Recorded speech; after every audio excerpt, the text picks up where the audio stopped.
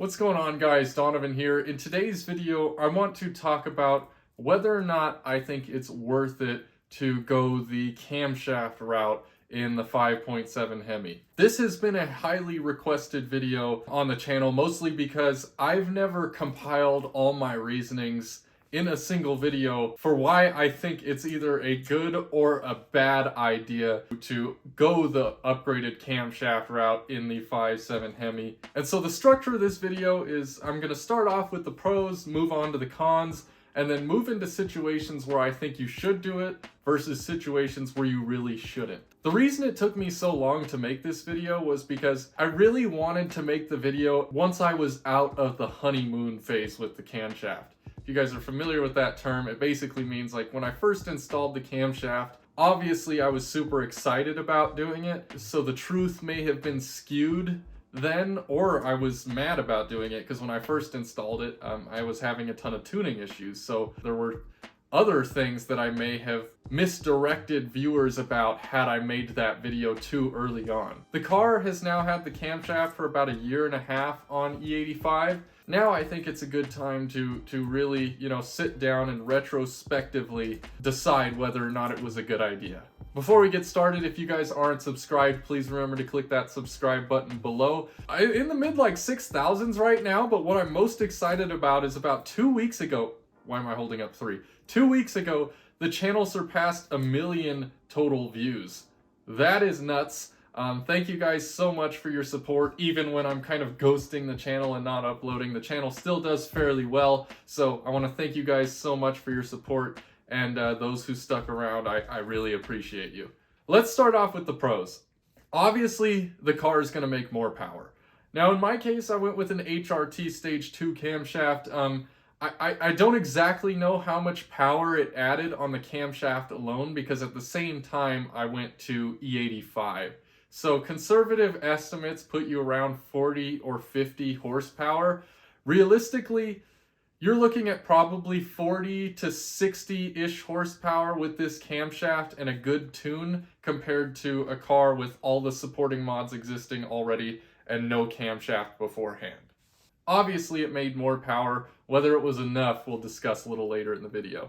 Plus, you get that cool cam sound, right? You get a car that sounds cool, it sounds like a boat, the thing's chopping like crazy, it revs much higher, revs almost 1,000 RPM higher with this cam and the upgraded valve train components, springs and stuff.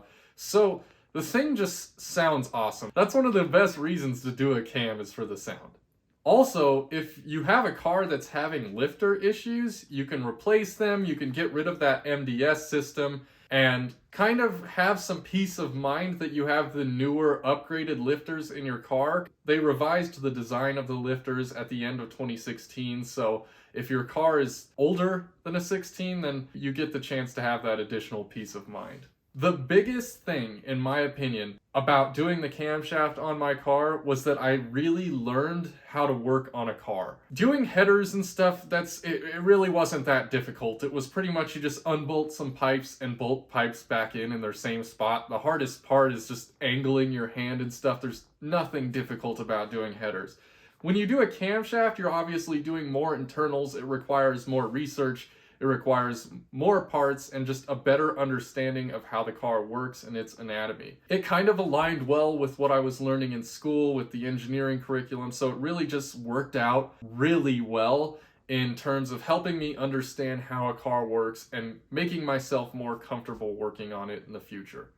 And in addition, it helped with channel outreach. My channel grew a lot when I went the cam route because a lot of people are interested in doing that. A lot of people wanted to see what I gain and the process. And so those are the biggest pros in my opinion.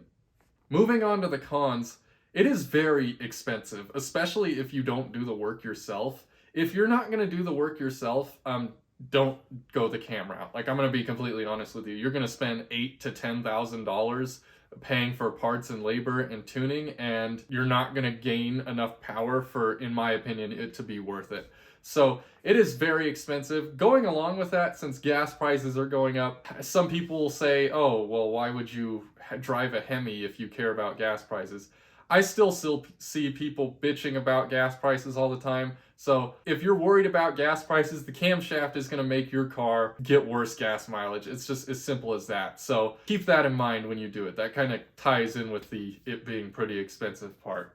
On top of the gas prices, it's not legal in a lot of states. Like camshaft upgrades are just simply not CARB approved in the states that abide by the California Air Resources Board regulations. So most places, the car is just not going to pass smog. As you guys kind of noticed from the last year and a half, in my opinion, one of the worst parts about doing the cam upgrade is that tuning can be excruciating.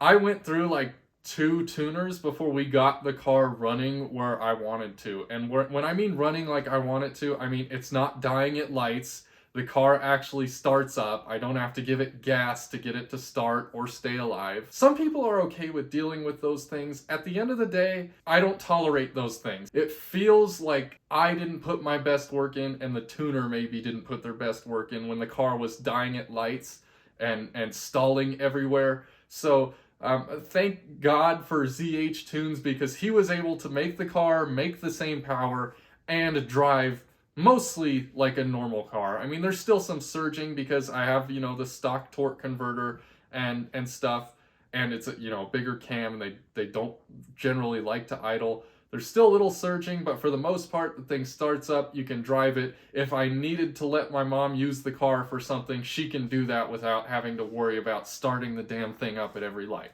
Now back to the torque converter thing. The cam requires a lot of supporting mods, like, valve springs, new push rods. You'll probably want long tube headers.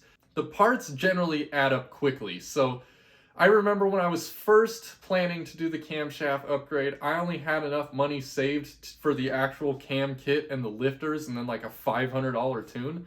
That simply would not have cut it, because as I got further into the project doing more research, I realized that there were basically thousands more dollars of supporting mods that I needed to do to get the most out of the car. Like, I'd really like to do a torque converter, because quite frankly, my car is a dud off the line. Like, a stock RT from a dig probably gets a better 60 foot than I do, not because of traction, but because I lost a good amount of power with this camshaft down low. With that being said, don't do the cam if your goal is to be the fastest car on the block.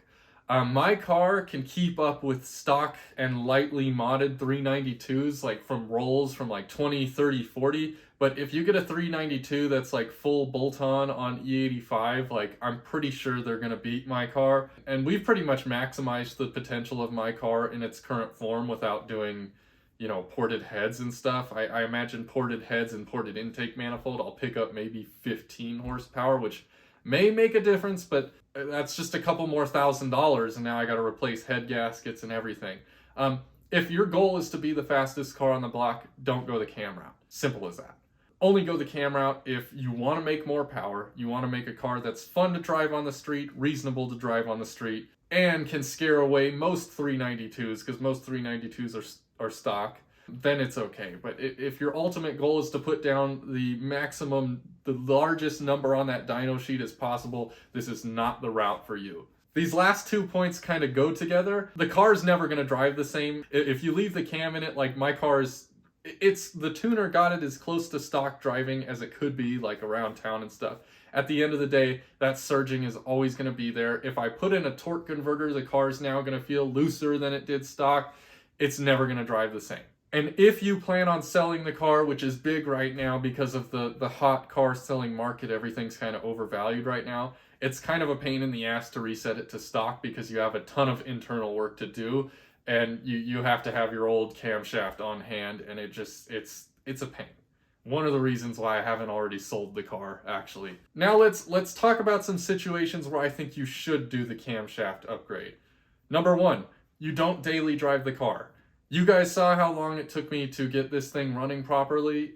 If I was relying on this car to get to work every day, I would have been SOL. Number 2, you're genuinely interested in learning how a car works and how to work on a car, and you trust yourself to be able to do this stuff. Like I said, it aligned really well with what I was doing in school, so it kind of piqued my interest, and I found this more valuable than just making more power. In addition, you want a fun, streetable car that can compete with like basically stock and lightly modified 392s. I've already discussed that already. If you guys are curious about my dyno numbers and why I've came to this conclusion, please just search my channel. I've covered this a bunch of times. And lastly, you have a couple grand to burn. At the end of the day, you can make the argument that modifying these cars this heavily is just a waste of money. I'm not going to comment on that. All I'm going to say is that it does hurt. The amount of money you spend does hurt when you look back on it. Here is when I strongly advised against doing the cam upgrade. If you daily drive the car, do not open up that motor unless you have a second car to take to work. Your car is not going to be reliable for the first few weeks. I'm going to be real with you.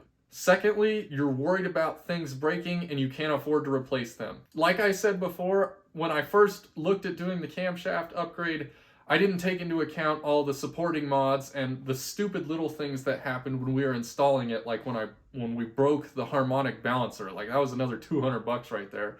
And plus, you know, it was a few $100s when I broke axles now, and I had to replace axles. Like, things are going to break a lot more when you modify the car, and if you don't have the money to replace them, well, you're just going to have a useless car that can't even drive. If your goal is to annihilate 392s and be the fastest car on the block, don't do it. A lot of camshafts aren't even going to get you above the power level that a 392 makes, and even if your car is like fully maxed out, like bolt-ons and everything, like, let's be real, I have most of the things done to my car that I can.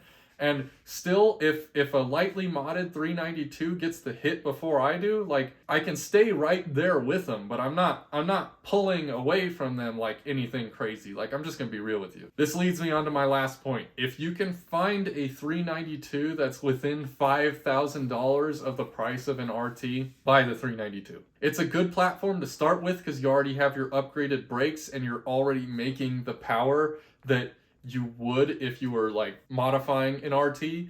So if you're in that like single digits, like $5,000 difference between the RT and the 392, just buy the scat pack, because then you can modify the scat pack afterwards. If your goal is to make the most power and just bully 392s but not quite bully like Hellcats and stuff, buy a 5.7 and boost it. You're gonna get way more power than the camshaft and you're gonna eat up 392s. I don't care if the 392 has a cat delete and E85, like, you are going to blow past them with a blower, and that's not necessarily going to be the case with an upgraded camshaft, even if you get a cam that's bigger than mine. Anyways, I hope this was somewhat helpful for you guys to hopefully put yourself in this situation.